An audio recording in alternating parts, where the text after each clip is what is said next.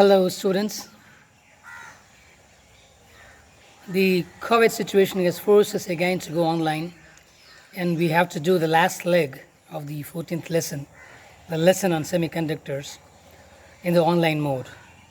So we have no choice but to finish the last leg, which is the special diodes, the special purpose diodes online. So I'm recording this video for that purpose. Actually, if you know how a diode works based on the discussions that you've had so far in the class, then the special purpose diodes should not be a problem for you.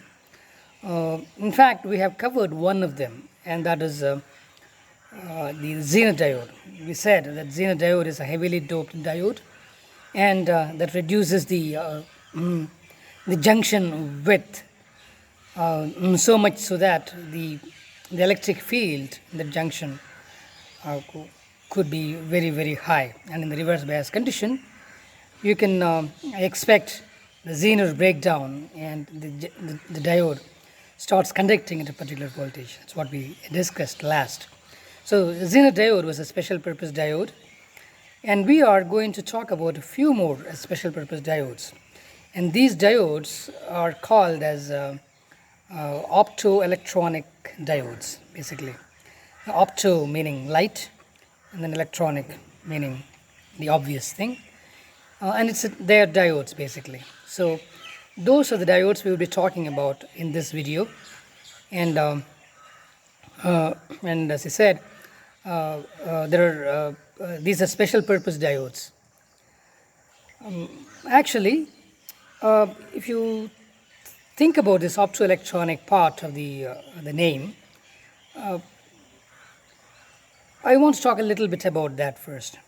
First of all, we know that in a semiconductor, if you increase the temperature, then it is going to increase its conductivity, right? So, so temperature is basically, heat. Heat is basically electromagnetic radiation. So, light is also electromagnetic radiation. So, if I can use heat to increase the conductivity of the semiconductor to produce an electron-hole pair, then can I not use light to do the same thing? And if I can use light, obviously, then how can I use it? What purpose am I going to use it for? Okay, so that is one part of it. Using light to increase the conductivity, like temperature, because both light and heat are electromagnetic radiation with different frequency ranges. So that is one part of it. And then the second part, second question I should say, is this. Okay, when something starts conducting, it's going to get heated up, right? So it gives you heat. So now, can I get light out of it? Because heat is also electromagnetic radiation, light is also electromagnetic radiation. So if it can give me heat, can it give me light while it conducts? Right? So there are two things to it, basically. One is what you give, and the second one is what you get. The first part is you give heat, and then it increases conductivity. And then the second part is, as it conducts, it gives you heat. Any conductor gives you heat. So that's what you get. You give heat, and then you give, you get heat. So since heat and light are electromagnetic radiation, now you are actually refining that question. Can I give light and make the device work? One, as it was working with heat. And second, can the device give me light like it was giving me heat? So these are the two questions you ask yourself, and we get into our monkey business as I was discussing in the class, and that gives you three special purpose diodes. Okay, the one is the photodiode, and then the second one is the light emitting diode, and the third one is a solar cell. Of the three, the solar cell and the photodiode, they operate based on the same principles actually. Okay, that's because like I'm seeing a snake in water. Okay, so there is this water snake that's going there, so that's why I got distracted. Anyway, so okay, the way I'm going to do it is, it's quite unlike the way I did the other things in the class. I'm not going to use a whiteboard and markers to do that, to explain things to you. Instead, I'm going to read out from the book. And if I feel that there is any portion or any line which is not very obvious, or it requires an explanation from me, then I will do that. But if you have understood the discussions that we have had in the class about diodes in general, then you should be able to understand these special purpose diodes also just by reading the textbook. They're not complicated, very, very easy things to understand. So this is how I'm going to do it. I will just read from the textbook. And if I feel that any particular line requires explanation, then I will do that for you. Otherwise, as I said, the textbook is good enough, and the description given there is more than enough for you to understand what's going on in these diodes. If you have understood the other things that we have discussed in the class. So that is how the rest of the video is going to be. Photodiode. A photodiode is again a special purpose PN junction diode fabricated with a transparent window to allow light to fall on the diode. It's operated under reverse bias. When the photodiode is illuminated with light, meaning photons, with energy h nu greater than the energy gap Eg of the semiconductor, then electron-hole pairs are generated due to the absorption of photons. The diode is fabricated such that the generation of electron-hole pairs takes place in or at near the depletion region of the diode. Due to electric field of the junction, electrons and holes are separated before they recombine. The direction of the electric field is such that electrons reach the N side and the holes reach the P side. Electrons are collected on the N side and holes are collected on the P side, giving rise to an EMF. When an external load is connected, current flows. The magnitude of the photocurrent depends on the intensity of incident light. Photocurrent is proportional to the incident light intensity. This is just like the temperature. If you increase the temperature, the amount of electron-hole pairs which get generated becomes greater. So the same thing happens with the light here. So it is easier to observe the change in the current with change in the light intensity. If a reverse bias is applied, this is what happens. Thus, photodiode can be used as a photodetector to detect optical signals. The circuit diagram used for the measurement of IV characteristics of a photodiode is shown in figure 14.23a and a typical IV characteristics in figure 14.23b. So you notice from the picture that they have drawn only the reverse bias things. Okay? In the forward bias, this diode will also act like a regular diode, just like the Zener diode we're talking about. But then the Zener diode in the previous classes, we said would be operated only in the reverse bias mode. Likewise, this photodiode is also going to be used in the reverse bias mode. Why? what happens if you use it in the forward bias mode? Well, nothing, it's pretty much the same, like light will still produce excess electron hole pair, and those excess electron hole pairs will be driven by the forward bias voltage. But you are not going to use this diode in the forward bias condition. Why? Well, it's simple. Think about it. When would you use a photodiode? You would use a photodiode when you want to see if there is more or less light than normal. Let me put it this way. You may have noticed that in certain restrooms, if you just go and like it's the moment you enter in, then the lights will come on. The moment you leave those restrooms, then the lights will go off. The same thing, like you, there are some taps, the water taps, right? Like you just put your hand there under the tap, then the water taps start working, and then you remove the hand, then it stops working.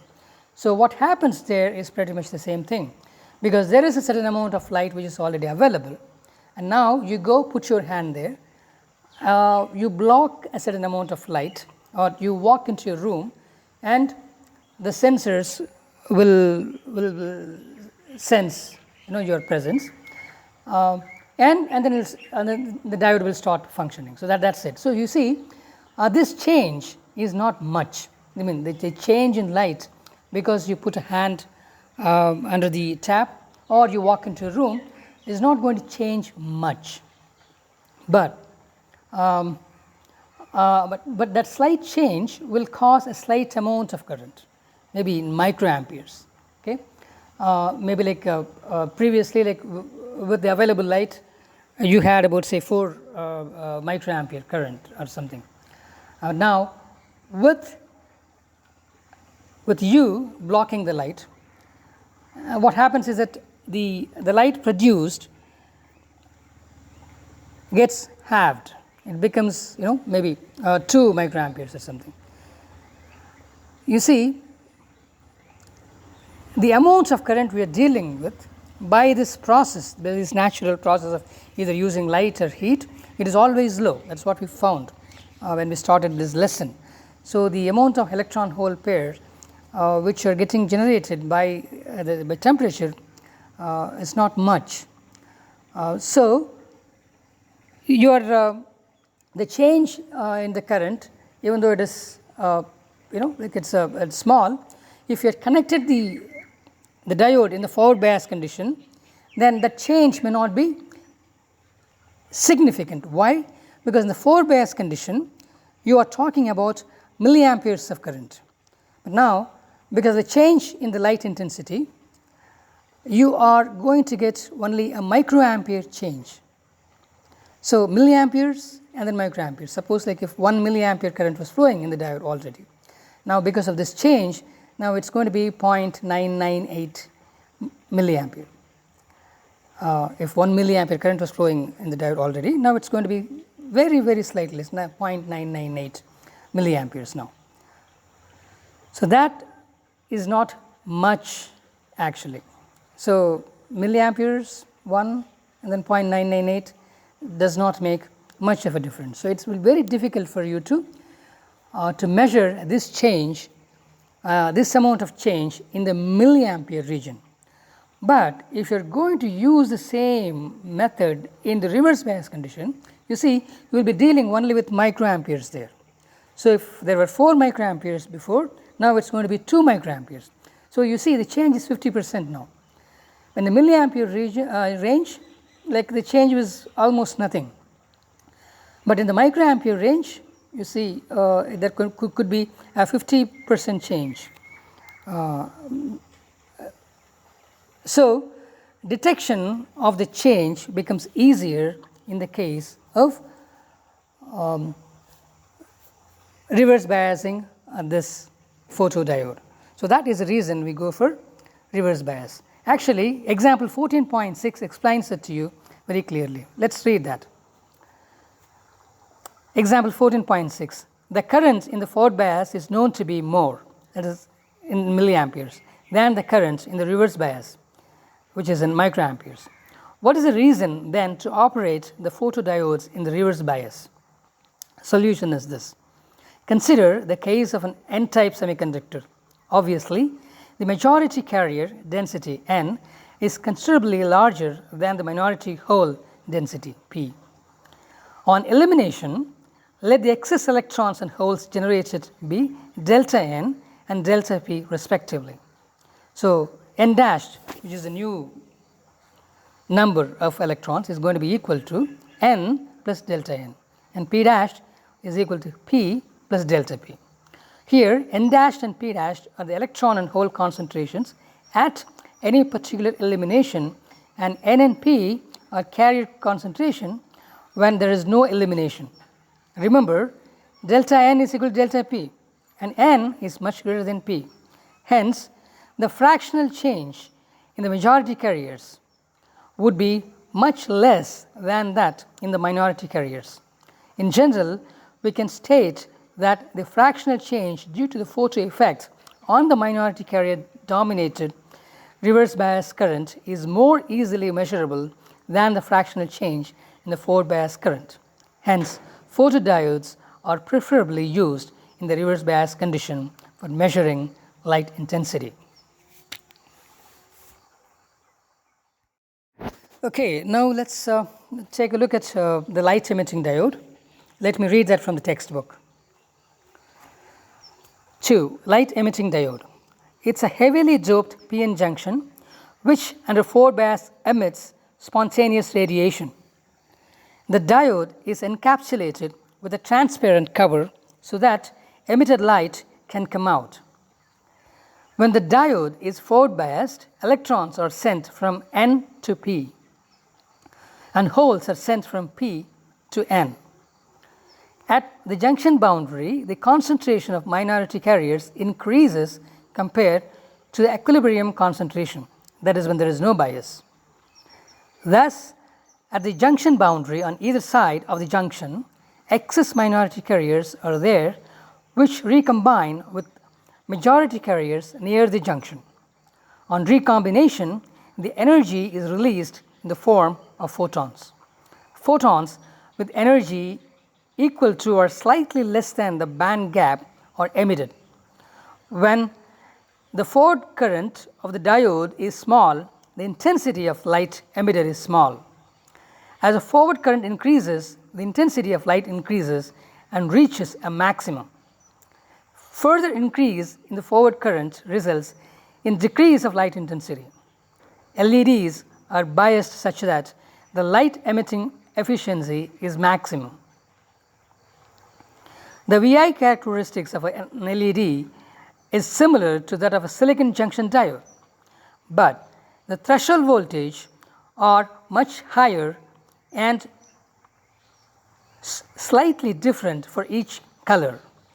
The reverse breakdown voltages of LEDs are very low, typically around 5 volts. So, care should be taken that high reverse voltages do not appear across them.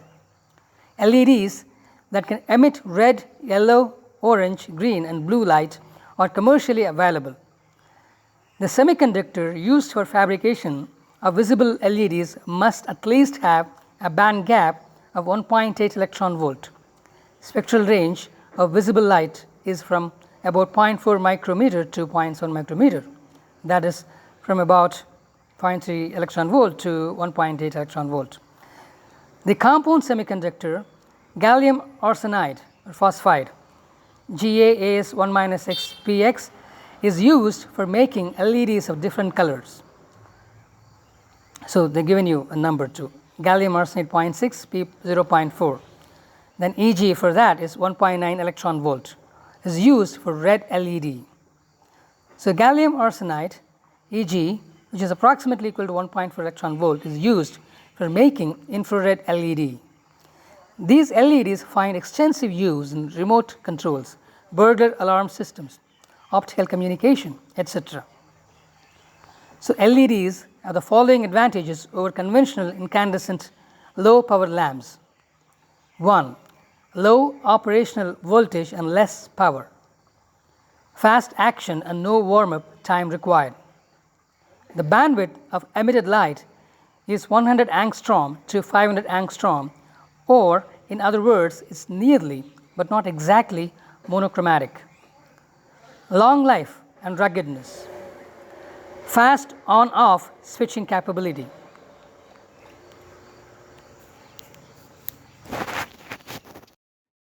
Okay, well, that is about LEDs. I don't think there is anything for me to even explain, because everything is properly explained in the text itself. Now let's move on to the solar cell. I'm reading from the textbook now. 3. Solar cell. A solar cell is basically a p-n junction which generates EMF when solar radiation falls on the p-n junction.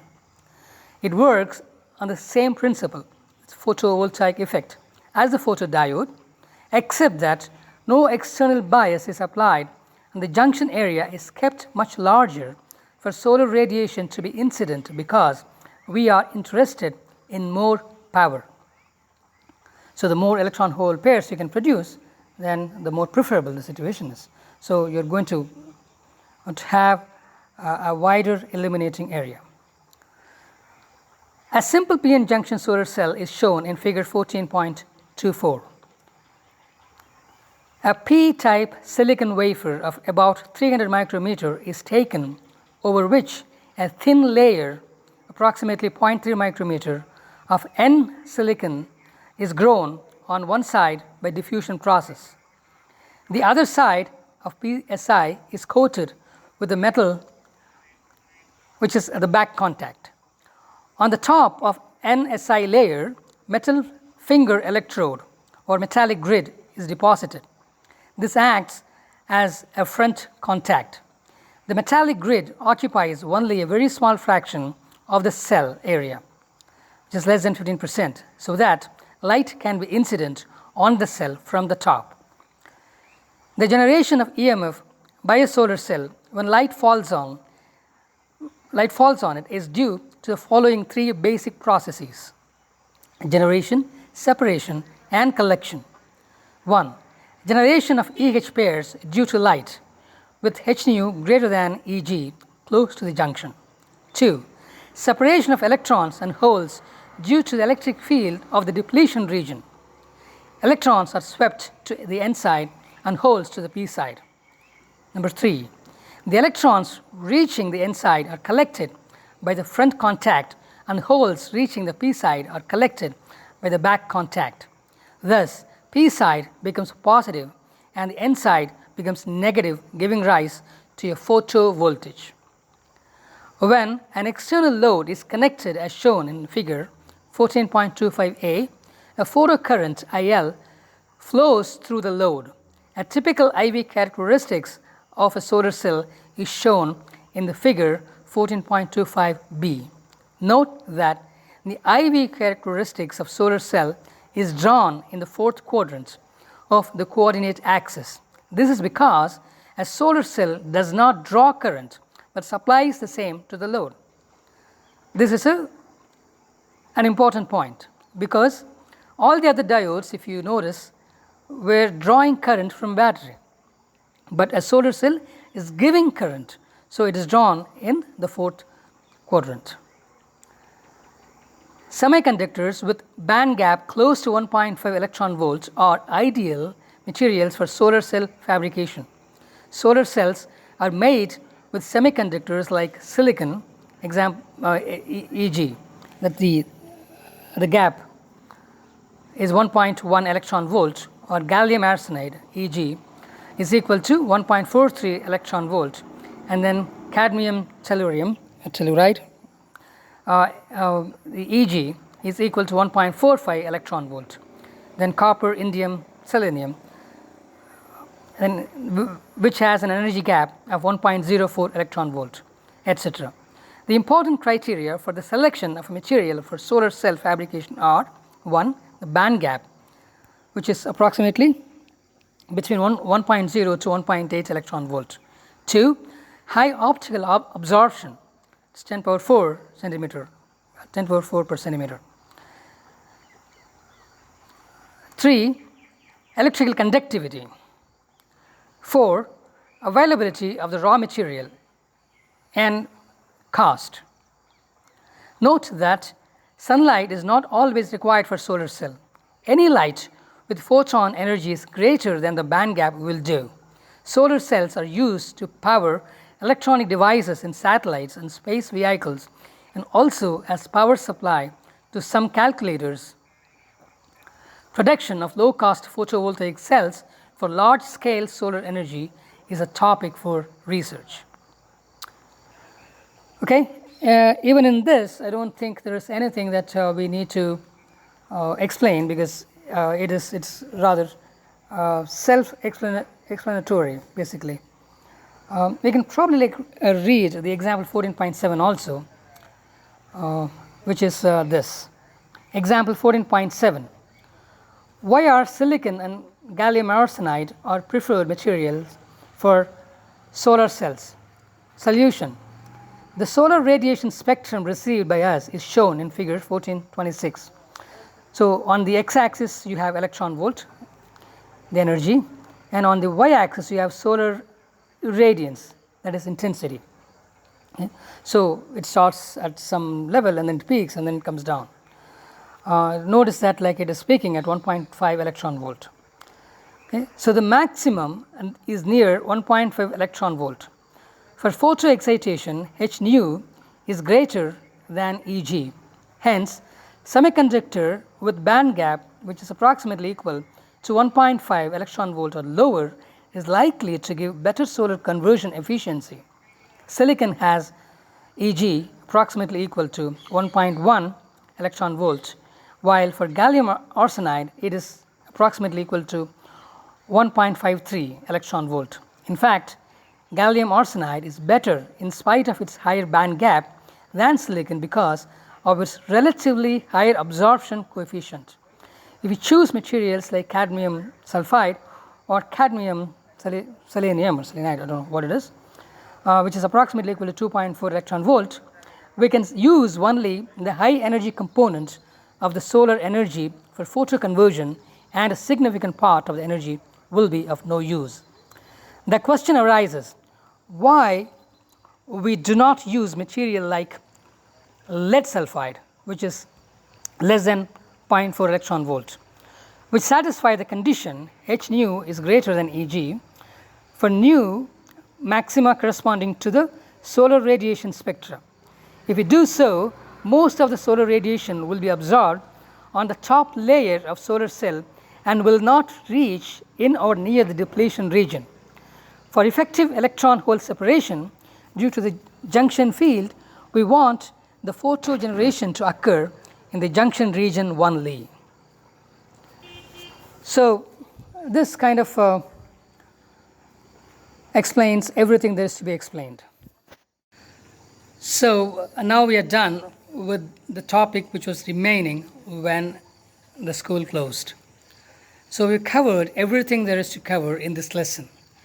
If you have any questions, if you think that you still do not understand any part of this video or anything else that we've discussed before, please do not hesitate to reach out to me. And in the next class, we will be doing the problems. And with that, this lesson will come to an end.